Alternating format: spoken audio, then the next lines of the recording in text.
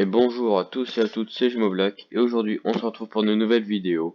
Et cette fois on sort du format habituel car nous ne sommes pas sur un jeu vidéo, mais sur une tier list comme vous pouvez le voir. Aujourd'hui je vais donc classer de D jusqu'à S+, les 25 boss de Dark Souls 3, qui est mon jeu vidéo préféré, console, PC, tout confondu. Tablette, Android, bref, de tous les jeux, c'est mon préféré. Donc là, on a les 25 boss. Donc initialement, en fait, il y a 19 boss dans le jeu, donc de Ludex Gundyr jusqu'à Lame des Cendres. Sauf qu'il y a deux DLC. Le premier DLC comporte... alors, à chaque fois, j'arrive pas à me souvenir comment il s'appelle, mais en gros, c'est un guerrier et un loup géant. Et en boss final du premier DLC, la Sœur Fried. Et ensuite un deuxième DLC avec le prince démoniaque, Midir, qui est considéré comme l'un des boss les plus difficiles du jeu, et c'est vrai. L'aube, la lance de l'église, et Gale, le chevalier esclave. Donc aujourd'hui je vais classer ces 25 boss dans cette tier list. Donc ce sera selon deux critères, donc selon leur style de combat, donc combo, dégâts, etc. Et selon comment dire, leur design. Alors, cette vidéo sera entièrement subjectif, ce n'est que mon avis personnel, vous pensez ce que vous voulez, mais c'est pour vous donner mon avis sur les 25 boss de mon jeu préféré. Et donc, on va commencer, et avant de commencer, je tenais à vous remercier énormément pour les 3,4, pour les 3400 vues sur la dernière vidéo, enfin la vidéo finale de Chouchou Charles. Merci beaucoup. Et donc on va commencer avec donc Ludex Gundyr. Alors Ludex Gundyr, déjà c'est le premier boss du jeu et c'est le boss optionnel, enfin pas optionnel, le boss du tacticiel, en gros qui t'apprend comment fonctionne la barre de vie des boss et tout. Bien que ce soit le tout premier boss du jeu et qu'il est assez facile à battre, ça reste tout de même un boss de Dark Souls 3. Je l'ai pas first try, mais en même temps Dark Souls 3 était mon premier jeu des jeux From Software. Et donc au niveau des dégâts, bah c'est assez, il en fait pas énormément, c'est parce qu'on n'a pas beaucoup de vie au début du jeu. Bon, pour lui, vu que c'est un boss du début du jeu, on va pas beaucoup parler de son style de combat, mais surtout de son design, qui je trouve n'est pas forcément un design, parce qu'en gros Lusagnir c'est un chevalier un peu d'argent, avec une armure d'argent et une hallebarde. Et donc je trouve pas son design excellent sans être nul non plus. Et donc on va le classer en C. Ensuite, Vorde de la vallée boréale. Alors, Vorde de la vallée boréale, au niveau du style de combat, déjà, il fait... Ben, pour le début du jeu en soi, il fait beaucoup de dégâts. Après, quand on avance, enfin, on se rend compte qu'il faisait pas si mal que ça. Donc au niveau des combos, il a deux phases. Et la première phase, il donne de simples coups de massue et des coups de main, c'est assez simple. Et pour la deuxième phase, il s'énerve, il fait trois charges d'affilée qui, si tu les esquives pas bien, peuvent te tuer facilement. Et en fait, comment dire, après avoir fait ces trois charges, il va se poser et préparer un rayon de glace qui va prendre longtemps à envoyer. Donc en fait, à ce moment-là, quand tu vois qu'il commence à te charger, il faut aller derrière lui et l'attaquer. Donc il perd déjà au moins un tiers de sa vie à cause de ça. Et au niveau du design, je trouve assez stylé. C'est une sorte de gros chien en armure, mais je trouve assez stylé.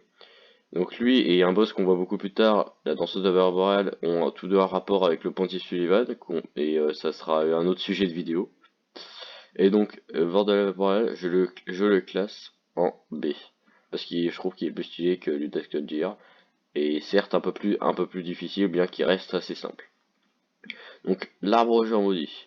Alors l'arbre géant maudit, c'est le premier boss où j'ai véritablement galéré. Déjà, c'est le troisième boss du jeu, mais c'est également le premier boss optionnel. Donc en gros, on n'est pas obligé de le combattre et de le vaincre pour avancer dans le jeu.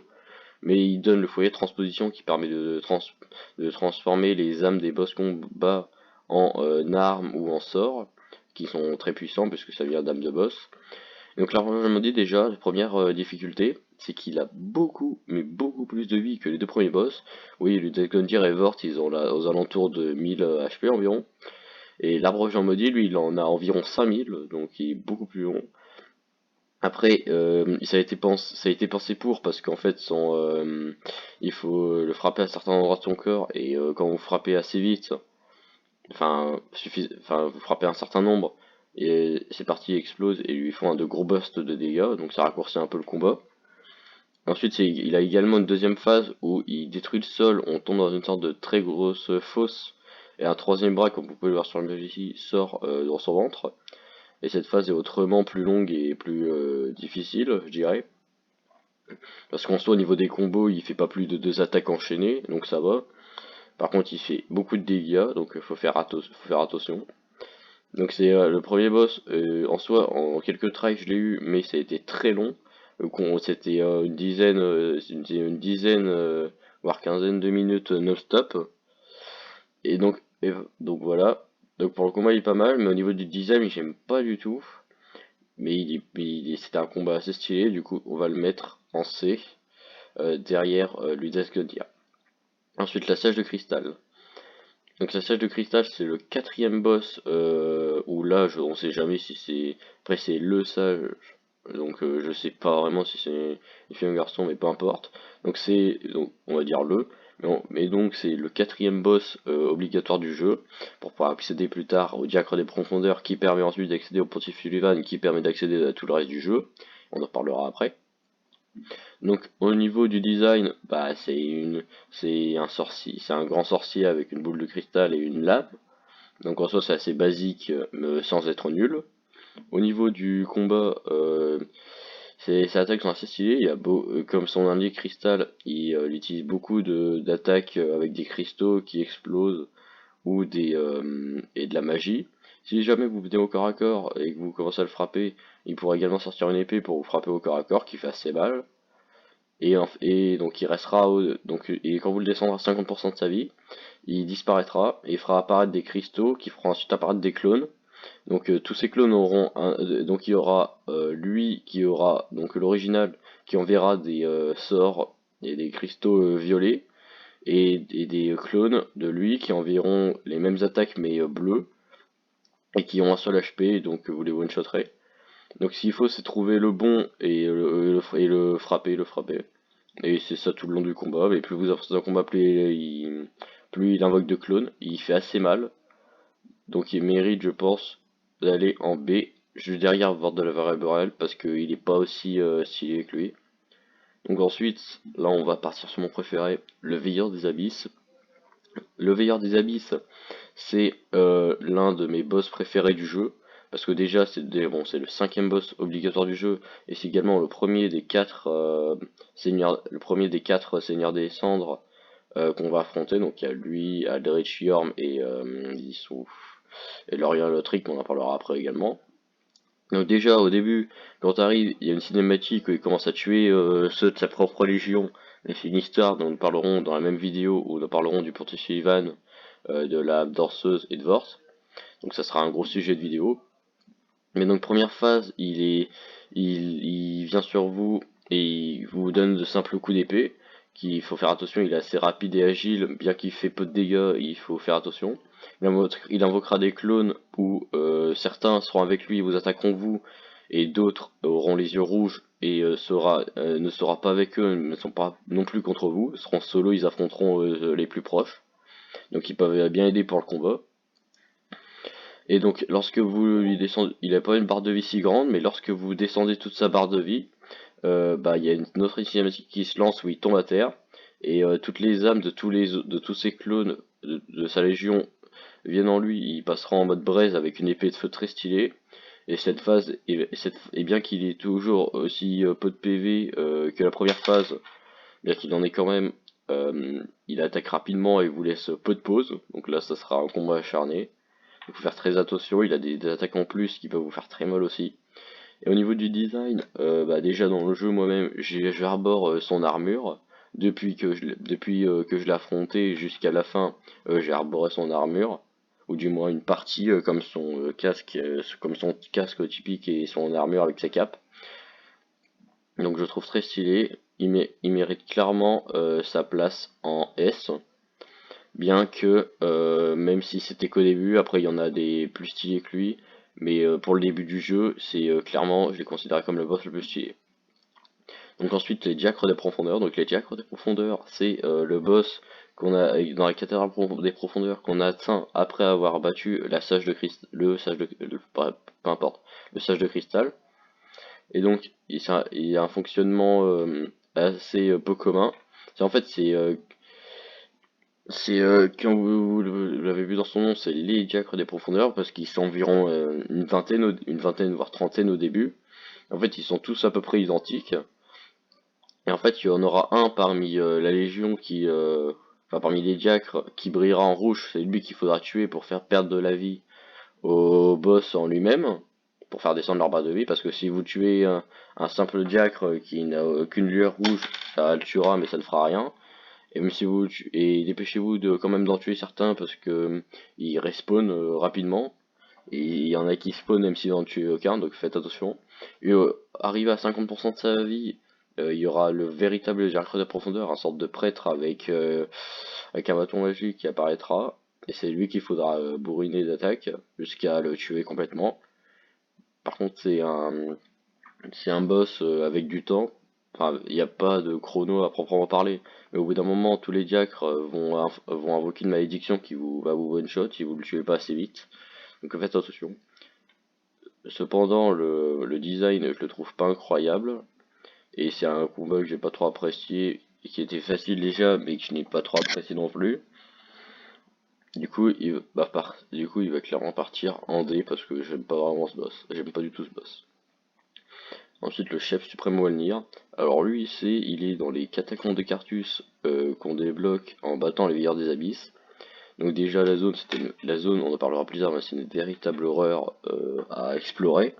C'est un labyrinthe, je me suis paumé pendant des heures. Mais donc le chef suprême Molnir, donc il a comment dire, il a un fonctionnement de combat assez comme les diacres de profondeur différent, peu commun.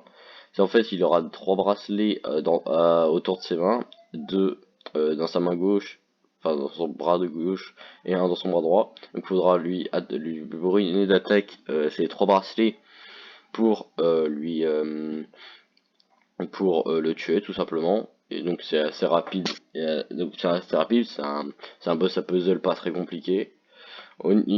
Parce que si vous tentez de le tuer sans attaquer ses bracelets, bah bonne chance parce qu'il a énormément de points de vie. Donc voilà. Au niveau du design, je le trouve assez stylé, bien qu'il reste un squelette géant avec une couronne. Mais je le trouve assez stylé quand même. Du coup, il va partir en C devant Judas Gundyr et l'arbre géant maudit.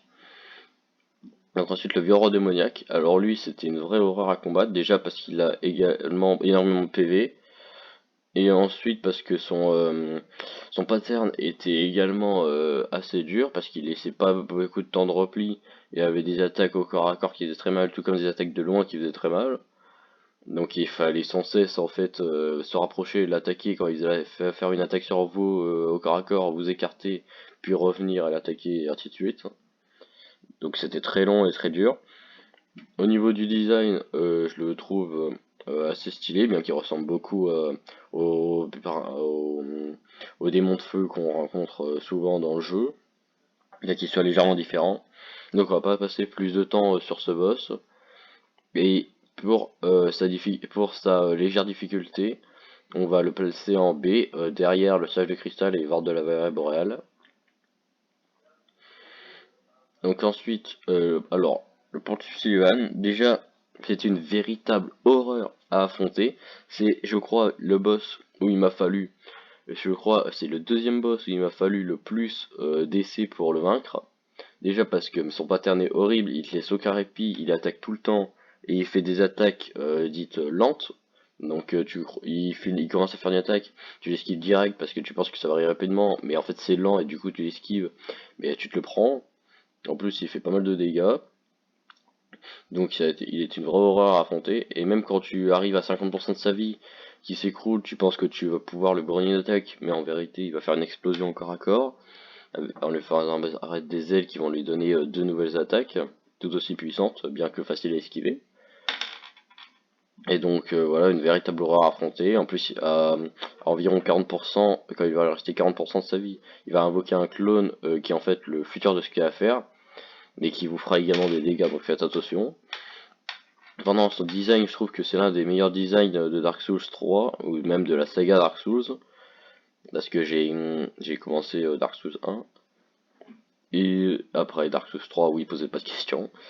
Mais je trouve son design extrêmement stylé, et rien que pour son combat et son design, il mérite d'aller en S devant le Veilleur des Abysses. Donc ensuite Aldrich. Alors Aldrich c'est le deuxième seigneur des cendres du jeu.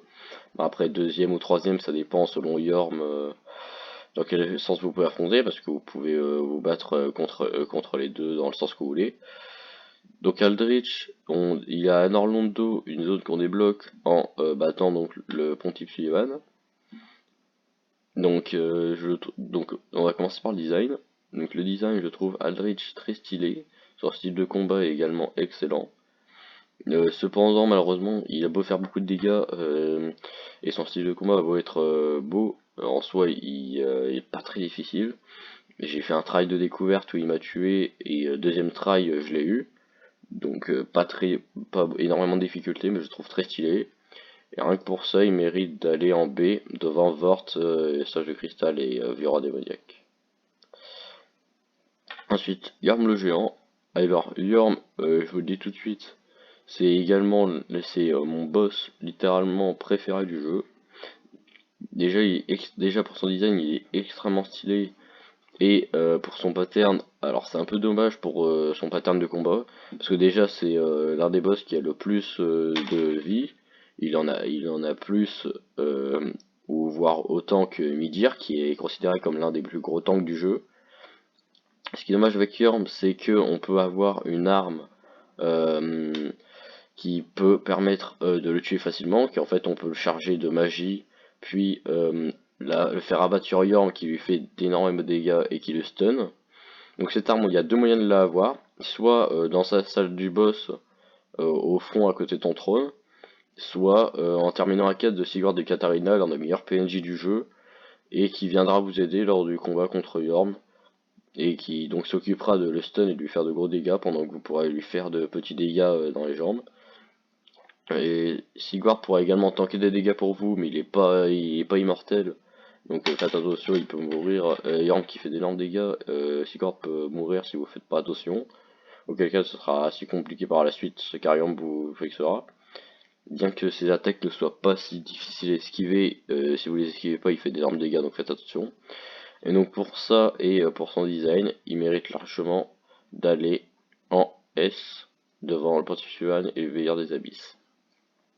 Donc ensuite la danseuse de Valley Boréale. Donc la danseuse de Valley Boréale, en fait, c'est un boss pas vraiment caché, mais un peu quand même, qui en fait apparaîtra, enfin pas apparaîtra. En gros, quand vous battrez le Veilleur des Abysses, Aldrich et Yorm, donc les trois premiers seigneurs descendants du jeu, donc une cinématique se lancera où vous serez téléporté dans la cathédrale du début du jeu, près du château de Lothric, ou du mur de Lothric, comme vous voulez.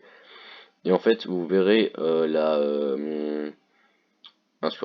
prêtresse du temple qui s'écoulera et disparaîtra devant vous, et vous dira d'aller vite raisonner Lothric et Lorient, le dernier seigneur des cendres, parce que la flamme se meurt, comme dans le scénario du jeu.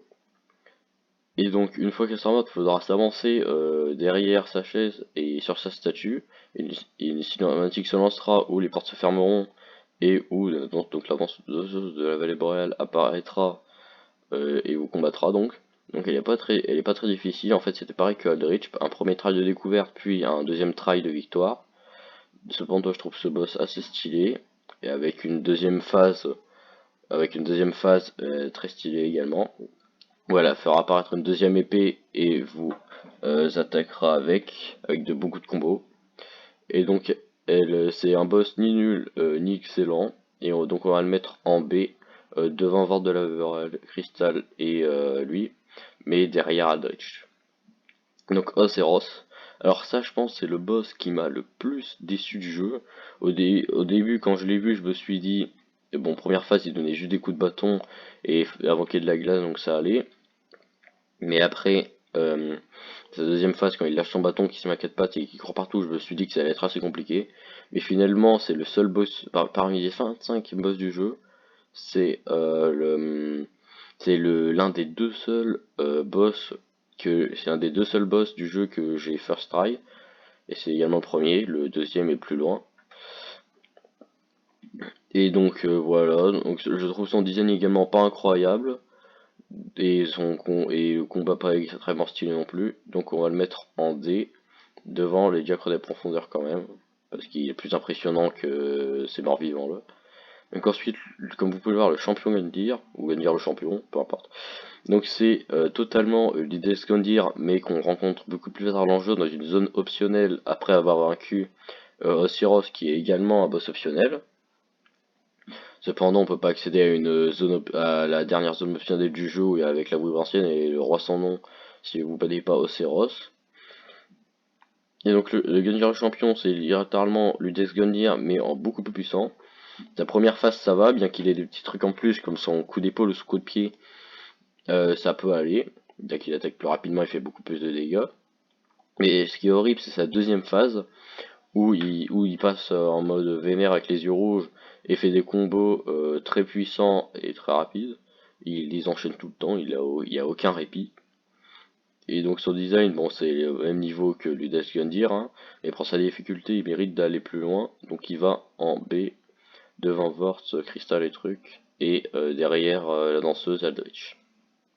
Donc ensuite l'armure de tueur dragon. Alors l'armure de tueur dragon, honnêtement, ses combos sont pas énormes.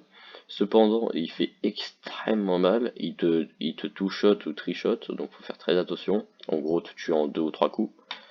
Donc il faut quand même faire extrêmement attention. Cependant, c'est pas un boss non plus ingérable. En quelques tries, je l'ai eu. Mais il faut faire attention quand même. Parce qu'il a de très grosses si vous tentez de bloquer avec bouclier, ces très grosses attaques puissantes vous laisseront aucun répit.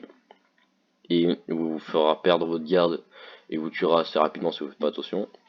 Et c'est un boss que j'ai eu assez facilement en 5 tries, mais honnêtement ça reste un boss de Dark Souls assez dur quand même. Donc pour son design je le trouve assez stylé mais sans plus. Et donc il va aller en B juste ici. Donc ensuite l'Autrique et l'Orient, donc le quatrième et dernier seigneur des cendres qu'on doit affronter.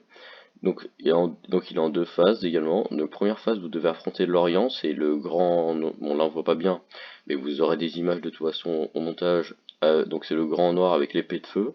Donc pas très compliqué, ces combos vont de 2 à 3 coups, ils font pas très mal. Il se téléporte juste et vous fait perdre le lock, mais sinon pas très compliqué. Donc lorsque vous le tuez, une cinématique se lancera où Lothric, son frère, le prince cadet, grand petit frère, viendra le ressusciter et et sur son dos. Donc pendant que l'Orient vous attaquera, Lothric vous enverra de la magie à la gueule. Donc faut faire très attention. J'étais piégé à cause de ça. Et si jamais à chaque fois que vous tuez l'Orient mais que Lothric n'est pas mort, Lothric le ressuscitera au bout de 5 secondes. Et pendant ces secondes, vous devez non pas vous arrêter d'attaquer Lothric. Parce que le but c'est en fait de tuer Lothric, et lorsque vous tuez Lothric, Lorient mourra et ce sera la fin du combat.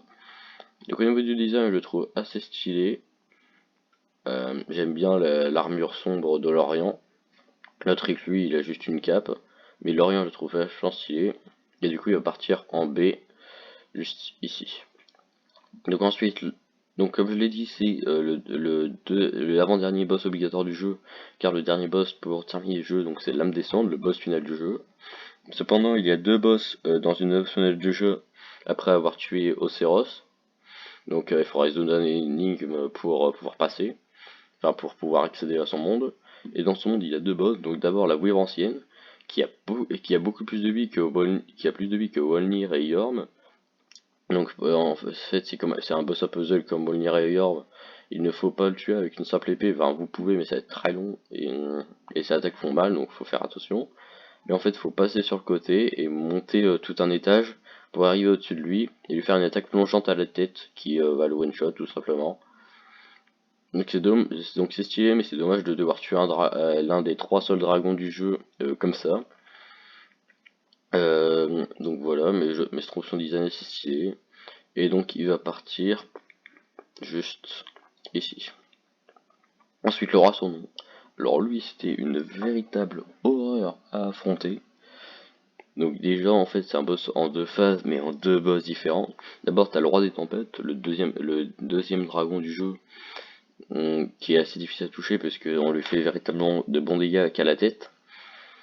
Pendant il laisse sa tête suffisamment haut et donc assez difficile à toucher.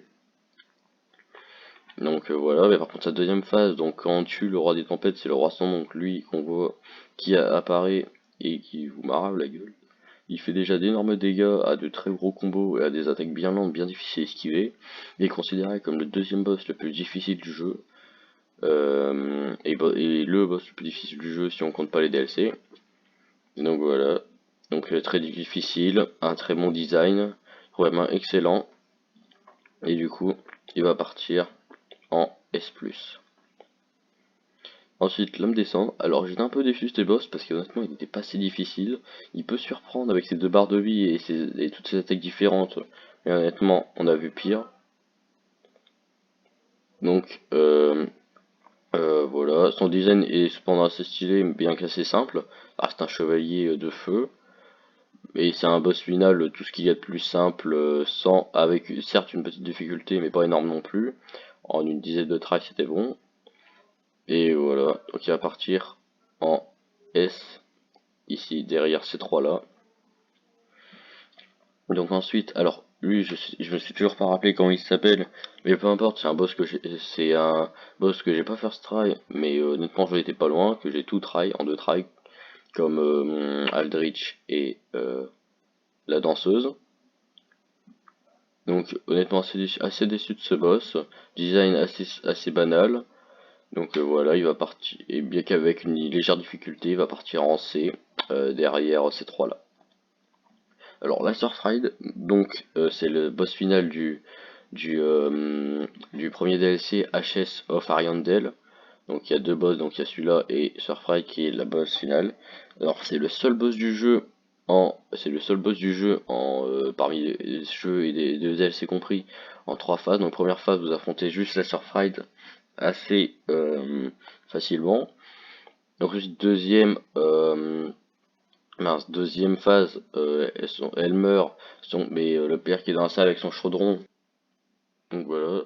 Et il y a une troisième phase, vous affrontez que elle. Mais donc du coup on va passer, on va la mettre quand même parce qu'elle a une bonne difficulté en B. Ici. Et prince démoniaque, le premier boss du jeu, Ringed Ringed The City, je crois que c'est comme ça qu'il s'appelle, je sais plus exactement. Donc c'est un boss en deux phases avec deux premiers démons simples à tuer, puis le prince démoniaque un peu plus difficile, mais honnêtement ça allait, c'est pas un boss qui a grand chose, pas très compliqué, donc boss assez banal bien qu'assez compliqué quand même. Et du coup, non, il va partir ici. Ensuite Midir, alors l'un des plus gros tanks du jeu, avec des combos d'attaque très violents, très nombreux, et extrêmement de dégâts. Lui, il m'a fallu au moins une quarantaine de tries pour le vaincre. C'est le boss qui m'a pris le plus de temps. Il était vraiment horrible à combattre. Son design est excellent. Et voilà, en simple très gros combos qui font très mal, très stylé, etc. Il mérite largement sa place de S+. Donc vraiment très stylé ce boss. Ensuite, hop, la lance de l'église que j'ai first try assez facilement. Donc vraiment, j'ai rien à dire de ce boss. C'est simple, très facile. Bien que légèrement stylé, mais rien de plus. Et à partir en D ici. Ensuite, le boss final du dernier DLC et le dernier boss du jeu, Gaël, le chevalier esclave. Alors Gaël, comment dire, horrible. Il était horrible. C'est pas le boss qui m'a pris le plus de temps, mais il était horrible. Ses premiers 40% sont assez simples, mais à partir de 60%, sa deuxième phase, c'est vraiment horrible. Il est rapide, fait mal, donc vraiment horrible. Donc voilà. design très stylé, mais malheureusement il mérite pas d'être en S+, mais en S, et il va aller ici, et cependant assez difficile. Donc voilà, on a classé tous les boss, les 25 boss, donc Midir et Roi sans nom S+, Yorm, Gaël, Sullivan, ouais, Verdiaby ça me descend ici, etc. etc. Et donc merci beaucoup d'avoir regardé cette vidéo, d'autres vidéos sur Dark Souls 3 sortiront, et pour le gameplay Dark Souls 3 ça sera pas tout de suite, ça sera bien plus tard, mais ça sortira certainement un jour. Et donc merci beaucoup d'avoir regardé la vidéo, n'hésitez pas à liker, à mettre vos commentaires pour dire vous ce que vous en pensez de cette tier list, et quel personnage, enfin quel boss vous aurez mis dans quelle catégorie. N'hésitez pas également à vous abonner et à activer la cloche, et je vous dis salut, c'était Black, ciao.